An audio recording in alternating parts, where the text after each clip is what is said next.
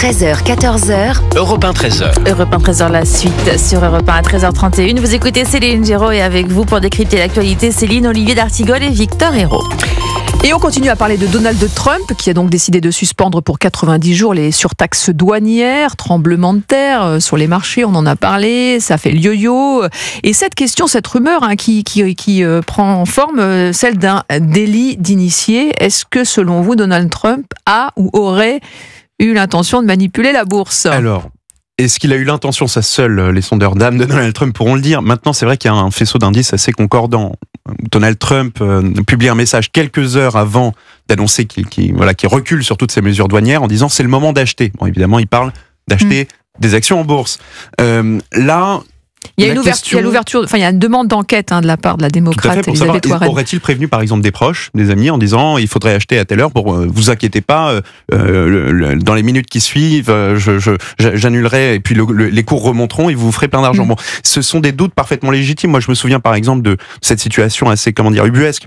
Donald Trump faisait, c'était il y a quelques semaines, la promotion de Tesla. Il rentrait dans une Tesla, il en faisait la promotion en disant qu'il y avait plein d'électronique partout. Il est assez épaté. Promotion de Tesla, qui est l'entreprise de son ministre de l'efficacité gouvernementale, Elon Musk. Là aussi, il y a une question. Voilà, un président a-t-il le droit de faire ça, de faire la promotion de l'entreprise de son ministre? Bon, là, c'est exactement la même chose. Le doute est assez grand et c'est un doute. Il faut comprendre que c'est un doute très grave qu'un président américain puisse autant jouer, ou en tous les cas qu'on puisse se dire qu'il joue avec la bourse uniquement dans cet objectif-là et pas dans un objectif géopolitique. Là, ça devient franchement inquiétant. Olivier d'Artigol. Il faudra regarder de près parce que dans son message, il ne dit pas uniquement c'est le moment d'acheter.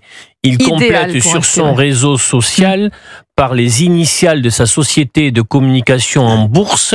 Société de communication en bourse qui, alors que les marchés reprennent donc à la hausse, après d'énormes fluctuations à la baisse, il aura gagné de 20% sur sa cotation en bourse concernant son entreprise. Première chose. Deuxième chose, il est évident que si ses proches ont bénéficié eux aussi de cette tempête boursière par la seule communication d'un seul homme, c'est la première fois dans l'histoire du capitalisme boursier que un seul homme, peut par sa communication, provoquer de tels tsunamis sur les places boursières internationales. Donc, il faudra voir si le délit d'initié est véritablement constitué.